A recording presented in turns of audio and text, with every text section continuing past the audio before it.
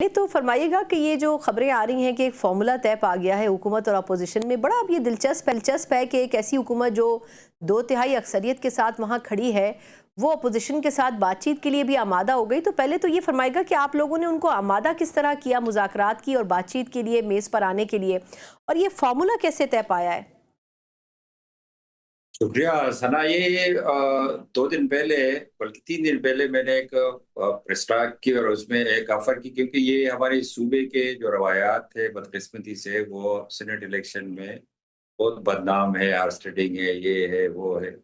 तो मैं first time province में आया था, तो मैं एक पॉजिटिव सोच से कि ये चीजें बीच में से खत्म हो और ये जो दाग है ये सूबे के ऊपर, इस असम्बली के ऊपर, ये भी खत्म हो। तो मैंने एक सजेशन दी गवर्नमेंट को कि बज़ाहिर आपके नंबर हमसे ज्यादा है, तो चलो अब 11 सीटें हैं, आप 6 ले लो और 5 अपोजिशन को दे दो विद कंसेंसस। तो एक तो ये दाग मिट जाएगी जो खैबर पख्तूनख्वा असम्बली पर है, और मुझे याद भी नहीं है कि हर सेनेट इलेक्शन में कुछ तो कुछ अपसेट होता है। तो मैंने इस नीयत से किया और गवर्नमेंट ने वो नंबर भी फ्लोट किए, 6 मेंबर उसने प्रायोरिटाइज किए। तो होपफुली इंशाल्लाह आज रात ये कंसेंसस हो जाएगी और फाइनल हो जाएगी इंशाल्लाह। ये फरमाइएगा कि आपने ये आइडिया तो फ्लोट किया है, लेकिन अब आप क्या समझते हैं, क्योंकि पाकिस्तान तहरीक इंसाफ की अगर हिस्ट्री देखी जाए तो अक्सर वो वादों से और बातों से पीछे भी हट जाते हैं, बज़ाहिर मजबूरी के नाम पे या जो भी मसलिहत आप समझ लें। तो इसको किसी तहरीरी मुआहदे की शक्ल में आप लोग देना चाहेंगे, या मतलब किस तरह इसको आगे लेके चला जाएगा? क्योंकि बड़ा मुश्किल है कि अपोजिशन हुकूमत जो है वो एक पेज पर भी हो और ज़ुबानी बात के ऊपर जो है वो कायम भी रहे। एग्जैक्टली, आपने बिल्कुल जबरदस्त बात की। और ये ट्रैक रिकॉर्ड जो है पीटीआई की, तो उस पर यकीन नहीं किया जा सकता। इसलिए आज जो हमारी बैठक होगी तो उसमें एनरिटन चीजें भी होंगी और इसमें हम फाइनल करेंगे कि विड्रॉल भी होगी इंशाल्लाह। तो कैंडिडेट बस यही रह जाएंगे, तो फिर कैसे फाइनल। बिल्कुल ठीक। अच्छा, ये फरमाइएगा सर कि आपके ख़्याल में इस वक्त की हुकूमत के साथ मुफ़ाहमत करना, अपोजिशन ने एक बड़ा मतलब पॉजिटिव स्टेप तो लिया है, और मेरा ख्याल है कि जो आपने मिसाल कायम की है वो इससे पहले कभी नहीं देखने में आई। लेकिन आप क्या समझते हैं कि इस मिसाल को आगे मुस्तकबिल में बाकी चीज़ों के ऊपर भी अप्लाई करने की कोशिश की जाएगी? नहीं, मैंने तो स्टार्ट में इस तरह गवर्नमेंट को बहुत फर्स्ट जब हम आए वो सीम का इलेक्शन मैंने कंटेस्ट किया, तो उसी दौरान फर्स्ट स्पीच में मैंने कहा कि मिनिमल एजेंडा जो इस सूबे के मफाद के लिए है हम आपको सपोर्ट करेंगे।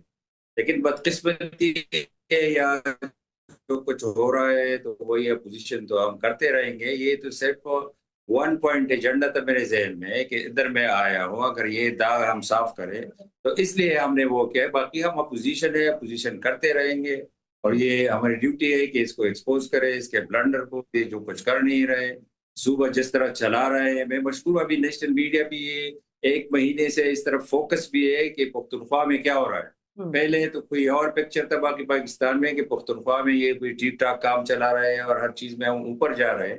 बदकिस्मती से हम बहुत स्टोन एज की तरफ जा रहे हैं। कुछ नहीं हो रहा है इधर, ये गवर्नेंस नहीं है इधर, ये लॉ एंड ऑर्डर सिचुएशन आप देख ले, इधर ये स्वात इंसिडेंट्स को आप देख ले, किस तरह इंस्टीट्यूशन फेल हो रहे हैं, इस तरह करप्शन की, इधर सिस्टमेटिक करप्शन हो रही है, तबाही बर्बादी, हर पोस्टिंग ट्रांसफर हर चीज का अपना रेट है।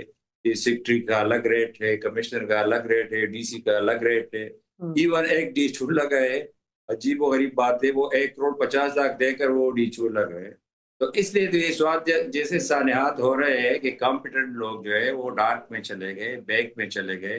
तो इस तरह जब लोग आते हैं तो इस तरह वाकयात तो होंगे, तो गवर्नेंस का कोई नाम निशान इधर नहीं है।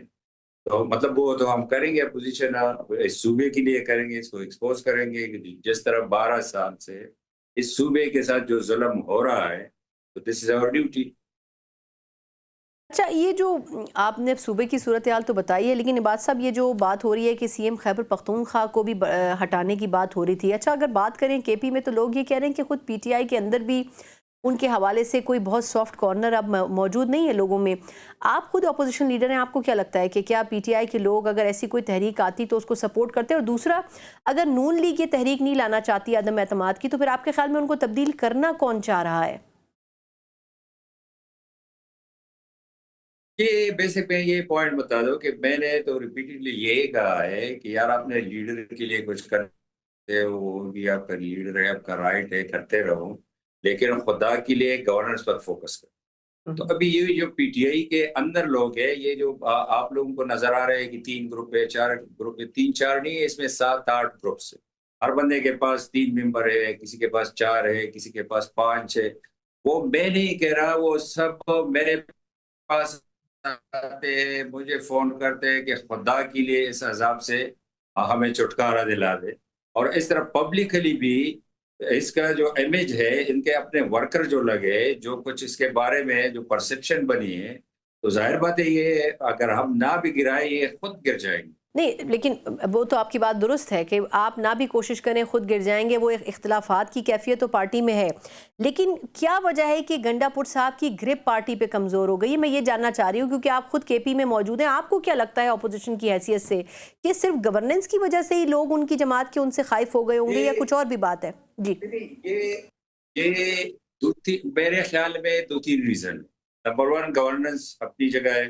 گورننس یہی صورتحال ہے جو سوات میں جو کچھ ہوا، یہ انسان ابھی تک نہ سوات گئے، ان کو چاہیے تھا کہ ڈس کر بھی چلے جاتے، نہ ادھر گئے، نہ اس پر کوئی بات کی.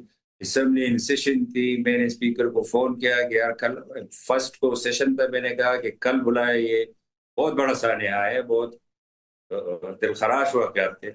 تو اس نے سی ایم نے پروگ کیا، ختم کیا سیشن. یہ تو ایک یہ بے حیثیت کی ہے. دوسرا، یہ بندہ جو ہے اس میں یہ پولیٹیکل ورکر جو ہے اس میں 2 کوالٹیز ہوئی.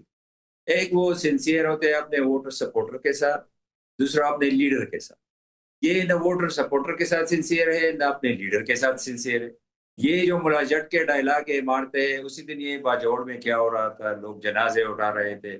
یہ سینکڑوں گاڑیاں سرکاری خزانے سے پیسے اڑا کر لاہور ایک فارم ہاؤس میں رات کو پارٹی کرنے کے لیے نکلے. سارے ایم پی اے، سارے کیبنٹ ممبر ادھر گئے.